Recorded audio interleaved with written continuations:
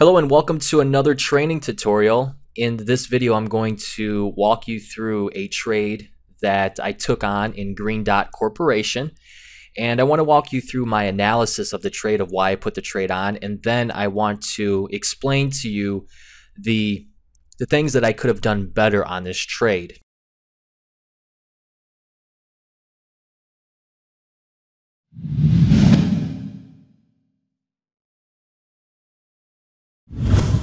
So looking at this right now, we have Green Dot, and if we back this out, the trade was put on the 29th.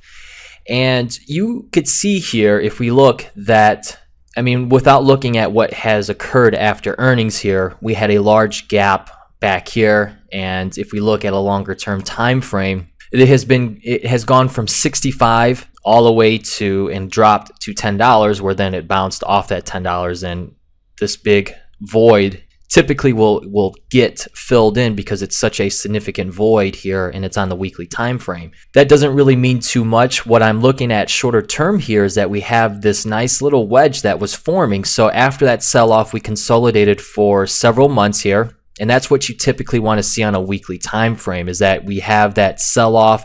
You get a little bit of a relief bounce, but then you notice it comes all the way back to retest that level. And then it starts to take a slow amount of time where it's working off the buyers and sellers. And if it's going to make that new move higher or fill in this move here, you better believe that it's going to have to work out those sellers and get new buyers into the sentiment here. So when we look here, what I see here is a nice little wedge going in to this pattern here. Well, what picked it up for me was I started to pick up unusual option activity. And it really started to occur in the beginning of the month of January. So if we come back to the Analyze tab, and I believe it was on the 3rd that it was in the June contracts. I'm just going to move around here. It was in the June in the money contracts right here. The June 5 contracts, this in the money action was very, very intriguing to me because they're coming in the money. Obviously, it's pretty deep in the money here, and to me that would be a very bullish signal where they're getting a lot of intrinsic value. They want to own the stock, but they don't want to pay full price for the stock. And being that they pay $8 instead of $12, they get a little bit of a discount and they get the upside as well. So that's what triggered it when I saw this new action coming in. And we'll fast forward here into the 28th. So if we come back here, we don't see any action here. I just want to go back one more day, 27th. Okay, let me go back a couple days here because I believe that the action started to pick up here, going in here, but I don't think that is correct. So the 29th, this is where I started to get interested in this position. I started to notice that the 10s and the 1250s, we're seeing buyers here. And if we look back at the chart, we see that there's an event here. There's an earnings. Well, looking at that, and if we come into a one-year chart, what I see here on this one-year chart is that there is a big gap to be filled here. There's no price discovery here, and it's been consolidating. This is consolidation right here coming into the apex, that this could have a potential large move on earnings, and seeing some of that action has me a little intrigued. So a stock similar to this, what I'll typically look at is on FinViz. You can look here, and what I will look at is what is the what's the amount of float that is currently short, and you can see it's 6.78%, and it has a short ratio, meaning that it has just about 4.5 days for all that short interest to be covered. That is a potential short squeeze, and if it gaps into this off of earnings, you could see that it could get a lot of momentum to the upside. So keeping that in mind and looking at that interesting activity going all the way back to early June, and also coming into what we're seeing going into earnings with option activity, that is typically what I'm going to look for a decent catalyst on a trade. Now, the trade that I jumped into happened to be the Feb 15 calls. Now, with prices at 13.28, when in hindsight it is a little bit too far out of the money. But typically on a stock, not in this instance where there's a short squeeze, you want to come closer to the in the money strike, or at least have a spread put on. But my overall thought process on this one was I was going to push it a little bit, and because I thought there could be a bit of a catalyst or a pretty decent gap higher in this name, that I was going to trade this one. And I also had this in a smaller account, and typically in my larger account I'm going to trade a lot differently. And the reason why I've been trading in a smaller account is because I've been wanting to try to get back into that that little bit of a mindset to be able to connect with other traders and see where their issues are coming from when they're trading smaller accounts. So that was the reason why I had it in there. And with a smaller account, you're going to have to push it a little bit more than when you have a larger account. So when we come into the 30th here, you can see that there's more interest here, and this is actually when I jumped into the trade here. So the 877 contracts that traded, I was very intrigued by that. The March 15s also traded, and with back-to-back activity, that was the most interesting to me. And looking at that chart, I'm like, okay, let's jump into this one.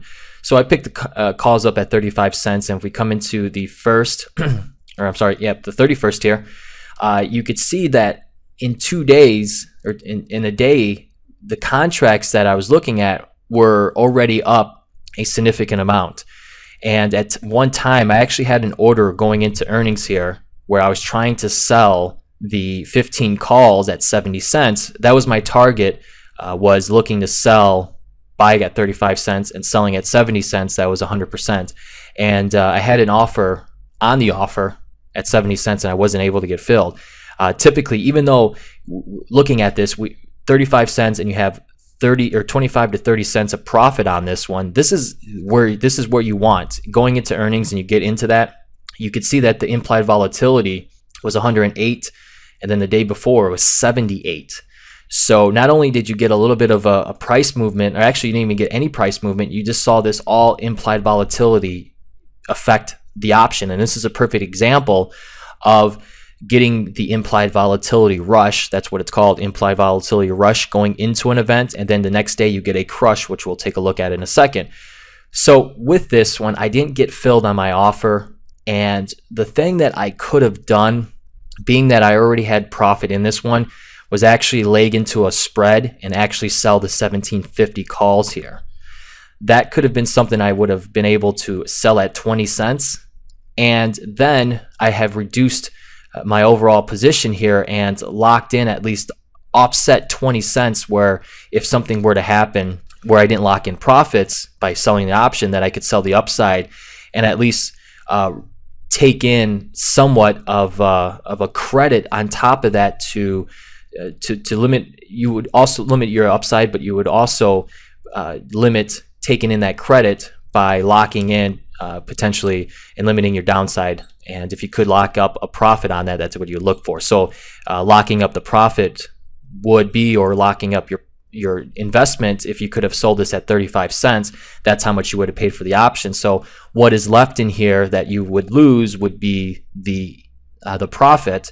And if it were to go lower, then at least you risked your profit, but you didn't risk your whole trade. So being that, if we come into the next day here where earnings were up, you could see that we hit a high of 1430 and it closed at 1360. Now, if we look at the chart here, the thing that we needed to have happen here was we needed to get above this 1450. Now, when stocks gap or prices gap, you have to be aware of resistance and support levels, because typically if they're going to get into that level, they're either going to stop at that level and back off, or if they get above it, they're going to fill in. So what I was looking for on this one was obviously a large gap. I was looking for this one to go squeeze here because it's getting so tight, and then start filling in the left side of this chart here going into 15, 16, 17. Now, yes, that is a home run type of trade, and that's not the type of thinking that you should always have.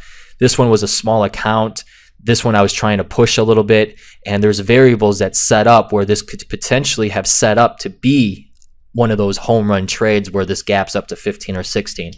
I don't ever suggest trading that way, but at times, if you ever want to step it and take your trading to the next level, you're going to have to take risks that you typically wouldn't, and hope that you get lucky. Hope is not a good strategy, but hope at the same or luck is part of the part of trading.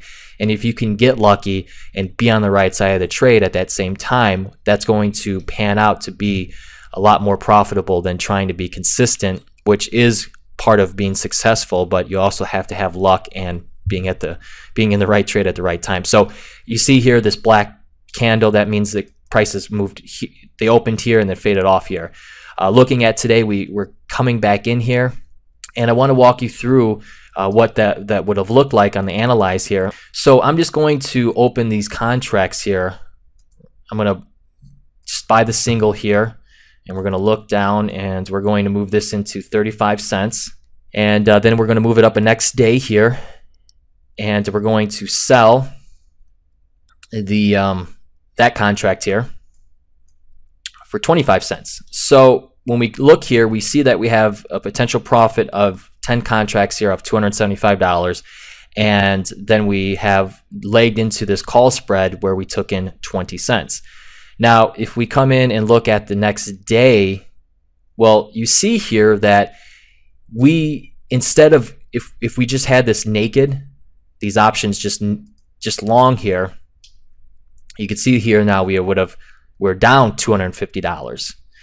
Well, selling that upside call here actually offset $175, so our trade is in the red by $75. However, it could have been a lot worse, being it could have been $250, and it's also a swing when you think about going from 250 to negative 250 of $500. So you know that would have helped with the swing on it. And if we move it just one more day going into today, or actually today is the 4th as I record this video, you can see how that offsets that a little bit. So you can still keep the trade on, but you can see here now we're only down negative $50. So there's still a little bit of life that could potentially happen in this trade where the contract has, let's say, 2 weeks to expire. The other trade that I recommended, and this is the type of trades that I will usually put on into earnings, and you will see them in other videos in this training series, is if we go back and you know, typically the scenario would have been I wouldn't have opened that trade going into earnings. So going into earnings, if I have a long position, I'm going to sell that call here. But if I'm playing it on the day of earnings, then the type of trade that I'm going to typically get into is a calendar spread. So if we look at the calendar spread here, if we would have on that day of earnings when that implied volatility rush happened, we want to sell that implied volatility and we want to buy the March contract, which is a little bit more stable. So you can see it's 123 on here on the implied volatility in February, and in March it's 80. So with that, we have a debit of 10 cents. So not only do we reduce our cost by not just buying these long options in either contract, we offset it with a spread. We only pay 10 cents. Now, when we look and go into the day after earnings, we see that the contract actually is profitable. This trade is actually profitable of $175 on 10 contracts. And if we go into the 4th here, you can see of how much it's widened to 275, and that's because you had a pullback here, and then on today we actually had a little bit of a move higher. So with that, what we're looking for, or that type of trade, you're looking for the contract of the February to really stay under 15.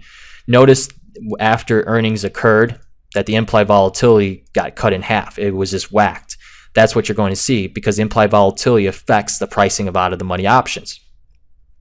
The March contracts also got hit, but not as much as the February, and they also have 42 days of 42 days of life as well. So that is the two scenarios where you want to learn from and learn from this mistake. Now, walking you through this trade, I explained to you my thinking and my thought process of this overall trade, why I was looking to swing the bat a little bit further than I normally will on an earnings trade, because I thought I had potential of gapping higher. Now, this could come out, and I'm still stuck in the trade. Now I'm hoping for this gap, or this inching higher, and potentially this gap fill to occur.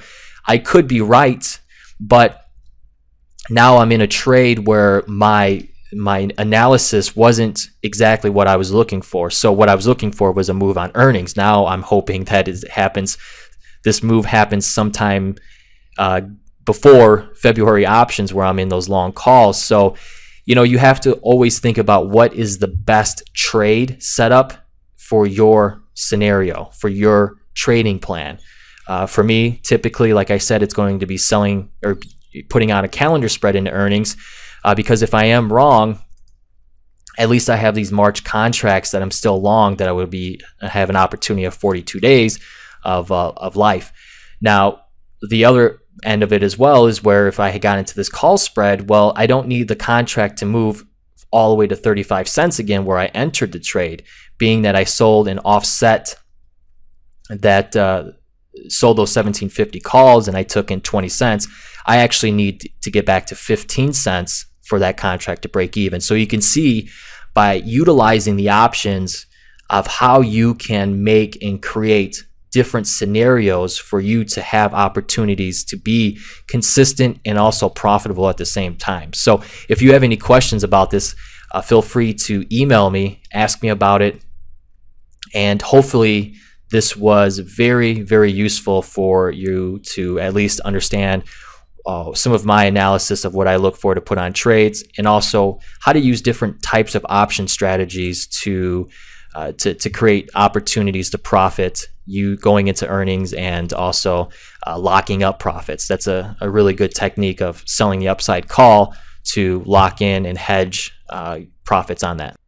After you subscribe to the channel below, make sure you head over to optionsizzle.com and download my free report on how I outline the process of finding options that are on the verge for explosive moves.